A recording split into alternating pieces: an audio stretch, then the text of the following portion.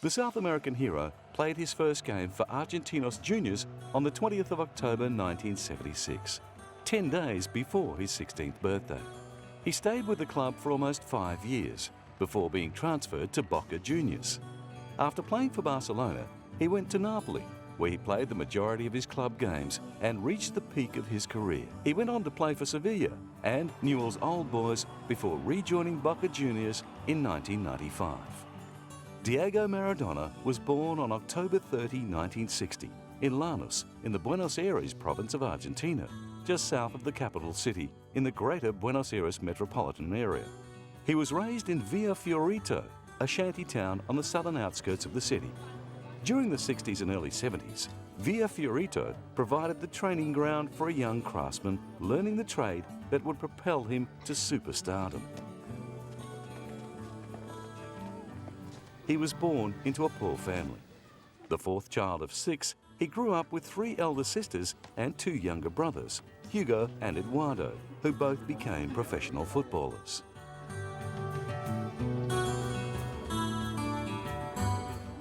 At the age of 10, Diego was spotted by a talent scout while playing for his local club and started playing for the Little Onions, the junior team of Argentinos Juniors.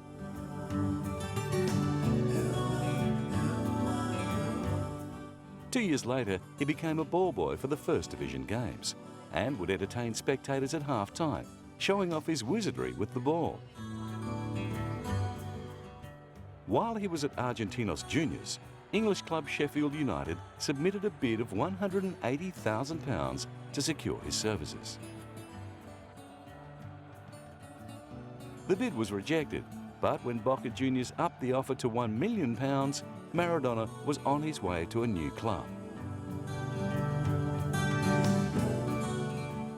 He joined the squad midway through the 1981 season and played through 1982. He'd come close to winning a league title with Argentinos, who finished second in their division in 1980. However, at Boca Juniors, he went one better, winning his first league winners' medal in his debut season with the club. Maradona repaid Boca's faith in him, constantly proving his star quality and exciting the crowds with his flair and finesse.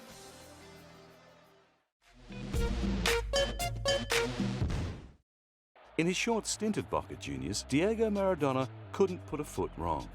He was selected to play for Argentina in the 1982 World Cup, which brought him to the attention of Spanish club Barcelona.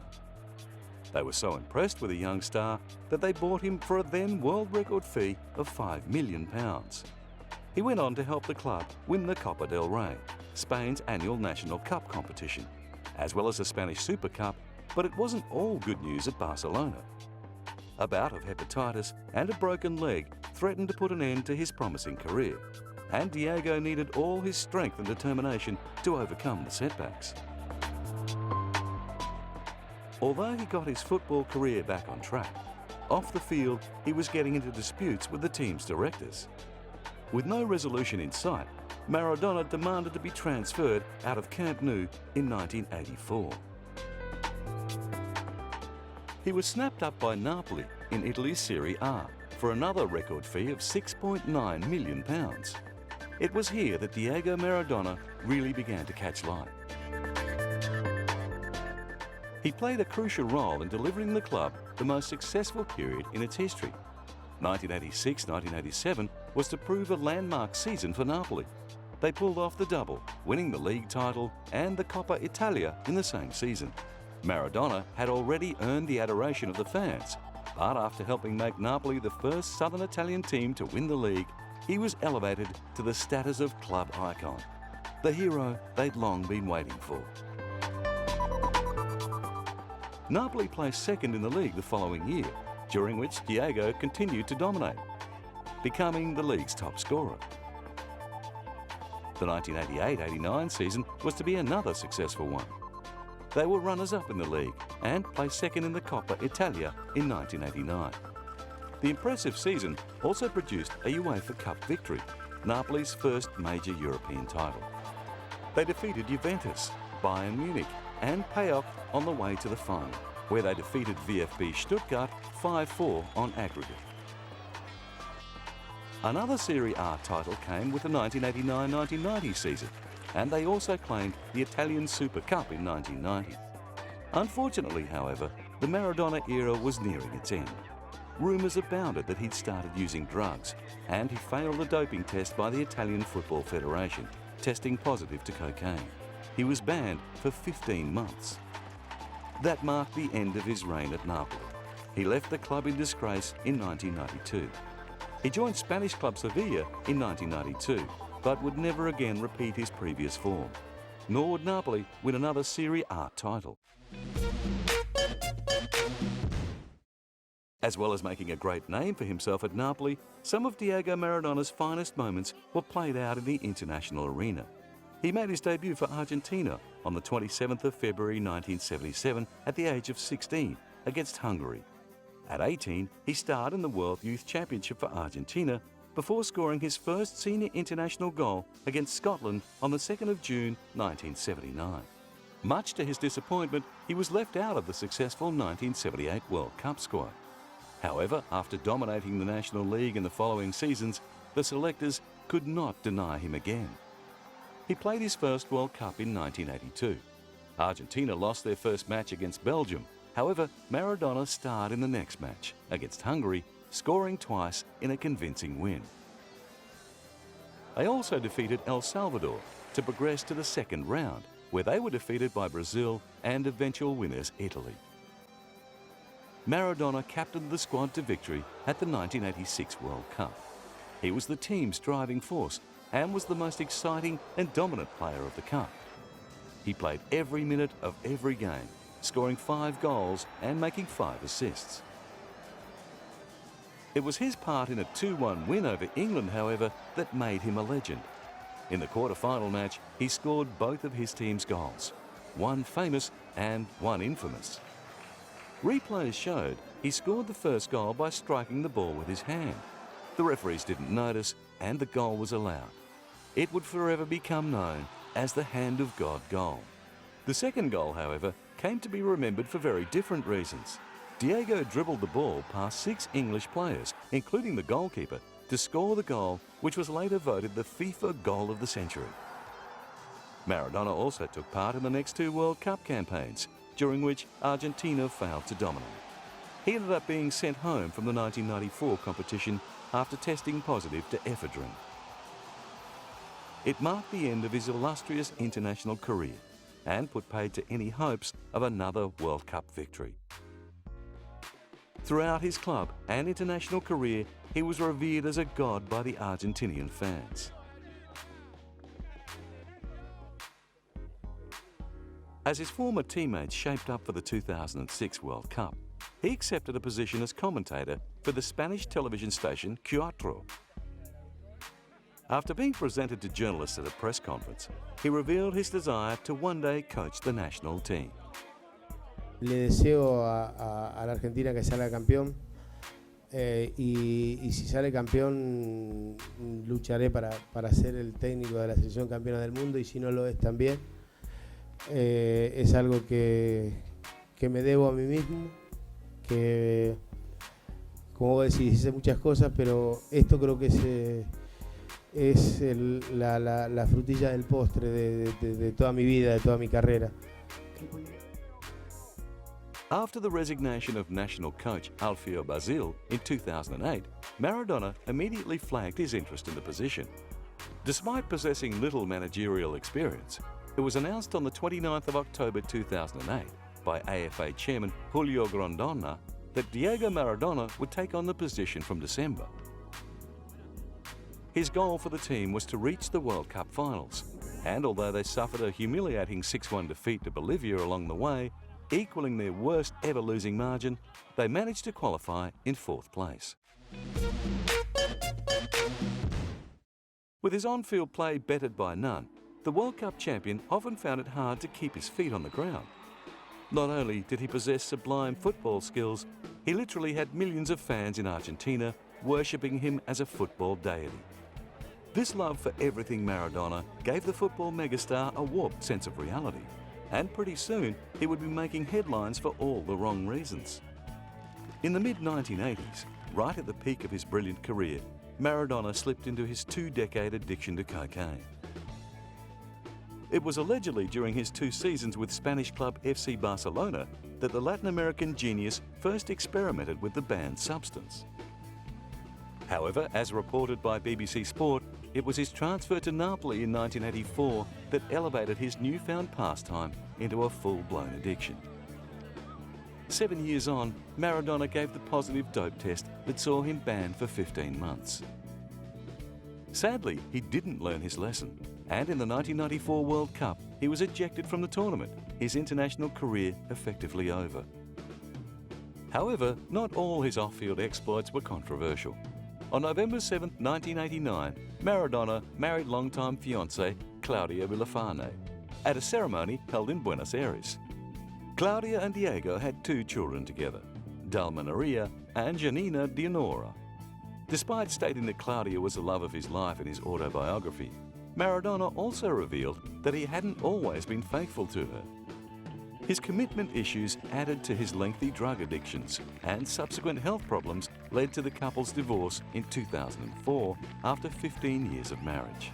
They remain very good friends and have since been seen together in public on various occasions, including the 2006 FIFA World Cup. Politically, Argentina's greatest footballer has also found it hard to stay faithful. During the 90s, he openly supported the right-wing presidency of Carlos Menem. However, in more recent times, he has leaned more towards left-wing ideologies. Whilst receiving treatment in Cuba, his meeting with Cuban President Fidel Castro gave him the perfect opportunity to show off the tattoo of Fidel he has on his leg. The football legend also proudly revealed his tattoo of Ernesto Guevara. Although his marital problems and swinging political ties have raised concerns among his fans, since retiring from football, the biggest worry for his supporters has been their hero's health. Thanks to his drug addictions, Diego's weight ballooned at an alarming rate, resulting in some dramatic scares. During April of 2004, he was rushed to hospital after suffering a heart attack caused by a cocaine overdose. He was lucky to survive the ordeal, but after 5 days on a respirator, he was given the all clear. Clearly, one near-fatal incident wasn't enough to make him shake the habit. In March 2007, he was rushed to hospital a second time, sparking erroneous reports that he had died. Suffering from hepatitis and alcohol abuse, it seemed that Diego's lavish lifestyle had finally caught up with him. The doctors weren't optimistic. The state of Diego Armando Maradona's health is stable and is progressing. I wouldn't say in a very advanced manner, but well enough. He's been 5 days here, and we are hoping he's getting better. We love him very much. I adore him, and I travelled 1,400 kilometres to encourage Diego Armando Maradona. And I hope he recovers, because we are very worried. Upon his discharge from hospital, a court ruling initially confined Diego to the private park clinic in Buenos Aires. The decision was overturned 4 months later. On this day and date, a resolution has been passed which is not entirely firm yet, but which authorises the transfer of Diego Armando Maradona to a clinic located in Cuba.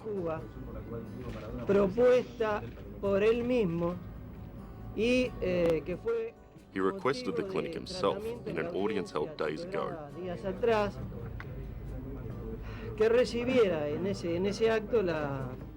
Which received the consent of his family members with the condition that there were certain guarantees. Maradona was transferred to the Sensam clinic in Cuba. Although he had been coming to Cuba since 2000 to overcome his addictions, this time he was given strict guidelines by the court and his family. Having felt the tap of the Grim Reaper on his shoulder, he needed little motivation to regain control of his life. Bloated, obese, and barely able to speak at the time of his hospitalisation, Maradona bravely faced the long, hard road ahead. Even at the very beginning of the journey, he was upbeat about what happened.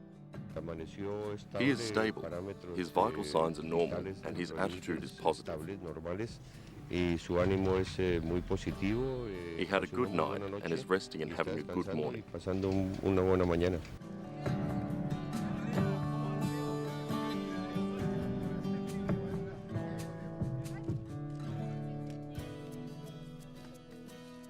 Despite the amazing turnaround, Diego remained humble. I don't pretend to be an example for anybody. For me, it is enough to take it one day at a time. Right now, I'm on very good terms with my daughters, with my parents, my colleagues, and my friends. And that's all I can ask God for. God gave me a second chance, and I'm grasping this new opportunity.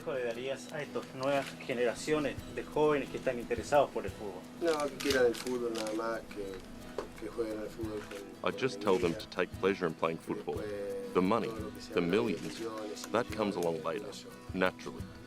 What's important is to enjoy football. There's no success without taking pleasure in the game. After surviving two very close calls, Maradona has changed his outlook on life. His 2 decades of indulging in a rockstar lifestyle are behind him, and the Argentinian great is quite literally a shadow of his former self. As a coach of the national team, he now has the opportunity to give back to the game that gave him so much over his career.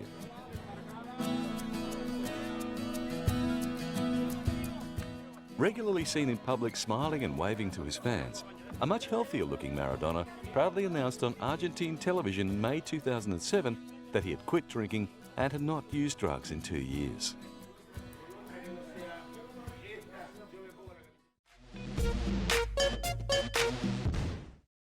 After retiring, Maradona was keen to contribute to the sport that had given him so much pleasure.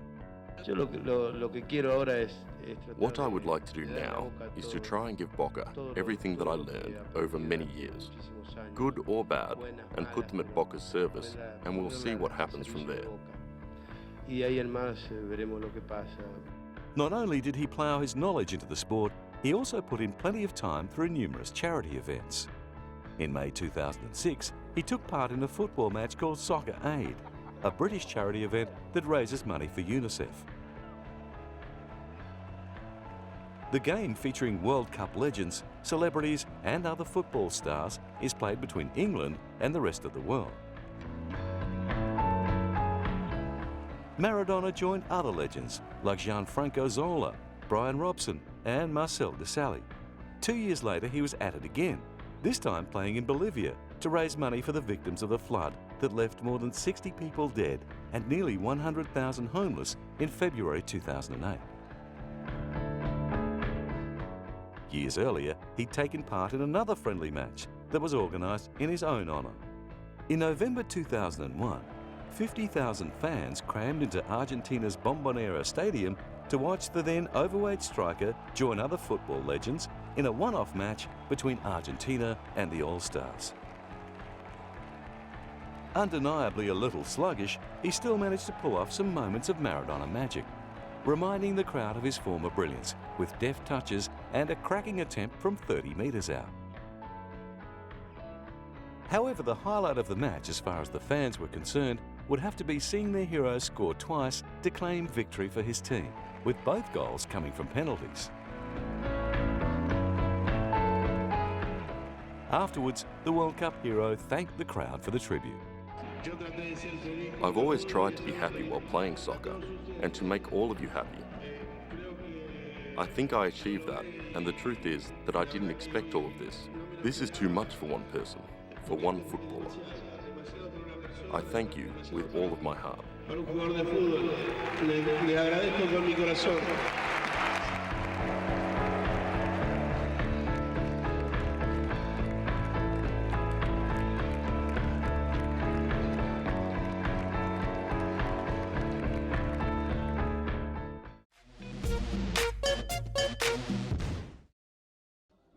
Maradona's global notoriety and amazing life story inspired Serbian filmmaker Emir Kusturica to create a documentary about the Argentinian. The film, entitled Maradona by Kusturica, explores every aspect of the footballer's life, including his struggles with drugs and alcohol, and his relationship with the devoted fans who worship him as their god. Costa Rica believes it was a story that had to be told. And I think Maradona was going in different parts of his life through the different periods, and he stayed the best player ever on this planet. Nobody was playing better football, and I think nobody will play better football than Maradona. And this is an important story about this man. There's also been a film made about the famous number 10. Titled El Diez, in Spanish, the 10 use song and dance to chronicle the extraordinary life that Maradona has lived thus far, conveying the message that the actions of a single person can make a difference. He left behind the lesson that the poor, humble person also had the right to progress and become a person who can do good in the world. No sporting legend's career is complete without a statue erected in their honour. Luckily for Maradona, the Boca Juniors decided that the winner of the 1986 World Cup deserved such a tribute. Standing 3 metres tall and made out of bronze and cement, his 300-kilogram likeness stands proudly in the Boca Juniors Museum in Buenos Aires. The statue was financed by fans of the football great. Maradona also won the Golden Ball for Best Player of the 1986 FIFA World Cup, where he also scored the goal of the century.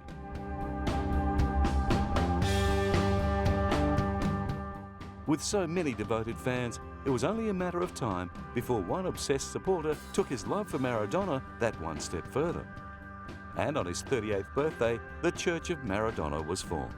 We all knew he was the god. We had to start up a movement, and what better than a Church of Maradona? If we have the god, how do we congregate? As a church, that's the idea, to find a name for this, that in the world of soccer is the Church of Maradona. It is unprecedented, and we expect from now on it will continue to grow worldwide as it has been doing. The church boasts around 100,000 followers from over 60 countries. The Church of Maradona is more about loving football than praying. He makes magic.